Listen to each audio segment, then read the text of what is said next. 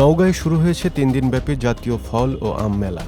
আজ বৃহস্পতিবার বেলা ১১টার দিকে প্রধান অতিথি হিসেবে উপস্থিত থেকে মেলার উদ্বোধন করেন জেলা প্রশাসক মোহাম্মদ সাইফুল ইসলাম।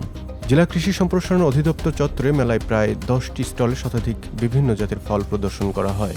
পরে জেলা কৃষি সম্প্রসারণ অধিদপ্তরের উপপরিচালক মঞ্জুর রহমানের সভাপতিত্বে সম্মেলন কক্ষে আলোচনা সভা অনুষ্ঠিত হয়।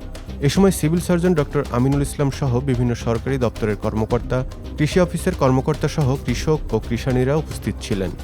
আয়োজকরা জানান, এই মেলার মধ্য দিয়ে ফলের সাথে পরিচিত হওয়ার পাশাপাশি এসব উন্নত জাতের ফল চাষাবাদে কৃষকরা উপকৃত হবে। মেলায় হর্টিকালচার থেকে উৎপাদিত বিভিন্ন ফলের চারা ও আচার প্রদর্শন করা হয়েছে।